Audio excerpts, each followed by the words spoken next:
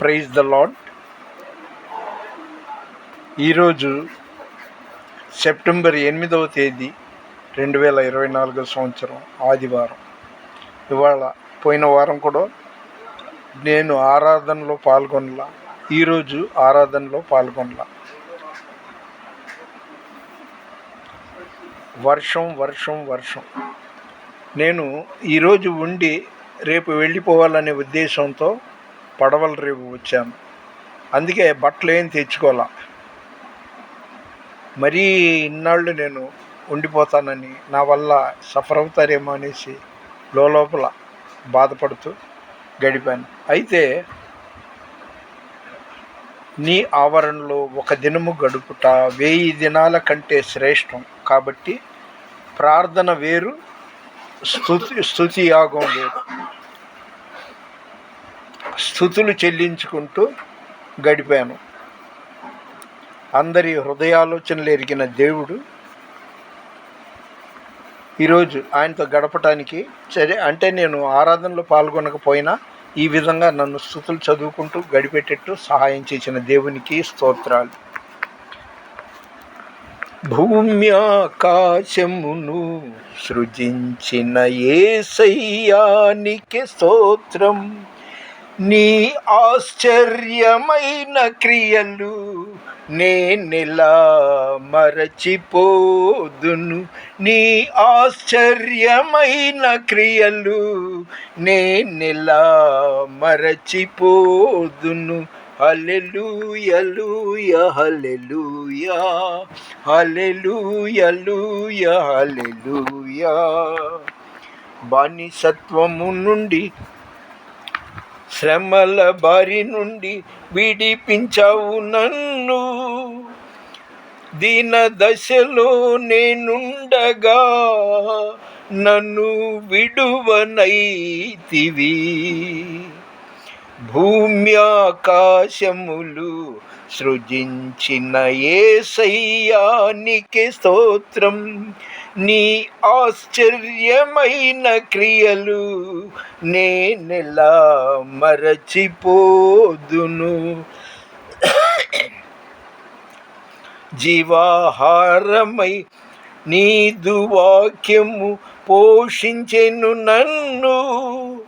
ఆకలితో అల్లాడగా నన్ను తృప్తిపరచితివి.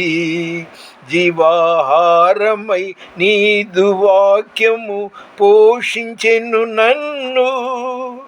ఆకలితో అల్లాడగా నన్ను తృప్తిపరచితివి. భూమ్యాకాశములు సృజించిన యేసయ్యానికి స్తోత్రం.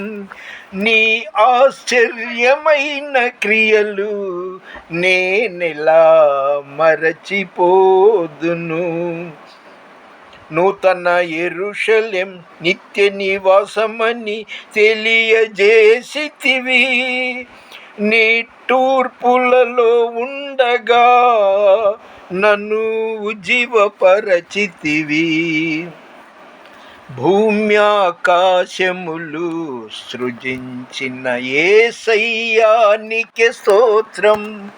నీ ఆశ్చర్యమైన క్రియలు నేనెలా మరచిపోదును. హల్లెలూయా. ఇది దేవుని చిత్తంగా భావిస్తున్నా. ఎందుకంటే పోయిన ఆదివారం వెళ్ళా, నేను వర్షం వైపు చూశాను కానీ యేసు వైపు చూడలా. ఈరోజు వెళ్ళకపోవడానికి కారణం ఏంటంటే నేను బట్టలు తెచ్చుకోలే. మంగళవారం మధ్యాహ్నం వచ్చాను కదా, బుధవారం వెళ్ళిపోవచ్చులే, తగ్గిపోద్దులని. తీరా మీ తలంపులు వంటివి కాదు నా తలంపులు, మీ మార్గముల వంటివి కాదు నా మార్గములని యేసయ్య చెప్పిన మాట నాకు ఇప్పుడు గుర్తుకొస్తుంది. సరే, ఆయన చిత్తమే నెరవేరాలి. ఈ వర్షం అనాలో, వరద అనాలో, తుఫాన్ అనాలో అర్థం అట్లా. కొద్దిగా ఒక అరగంట తెరిపి ఇచ్చి ఎండ రాగానే ఎంతో సంతోషిస్తున్నా. మళ్ళీ ఒక వైరాగ్యం లాంటిది పుడుతుంది. నేనే ఇంత సఫర్ అవుతున్నాను, ఆ వరద బాధితులు ఎంత అల్లాడుతున్నారో. తాగటానికి నీళ్ళు లేక ఎంత అల్లాడుతున్నారో ఆ విధంగా చూసుకుంటే తినటానికి తిండి లేక ఎంత అల్లాడుతున్నారో, కొందరికి ప్రభుత్వం వారు కానీ ఇతర సేవా సంస్థలు కానీ హెల్ప్ చేసినా కూడా కొందరికి అందట్లేదు. ఆ లెక్కలో చూసుకుంటే నేను ఎంతో అదృష్టవంతుడిని.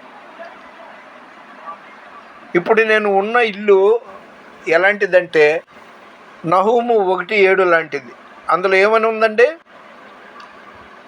శ్రమ దినమందున నా ఆశ్రయ దుర్గం. ఇప్పుడు నేను శ్రమలో ఉన్నాను, ఇక్కడ ఆశ్రయ దుర్గం, ఇక ఆశ్రయం పొందాను అన్నమాట. సరే, ప్రార్థన అనేది మాత్రం మరవమాకండి. నేను ప్రార్థన చేస్తూనే ఉన్నా, పడుకుని కూడా ప్రార్థన చేస్తుంటా. తెల్లవారి 5ంటికి రోజు అలారం పెట్టుకుని దాని ప్రకారం కూడా ప్రార్థన చేస్తున్నాను.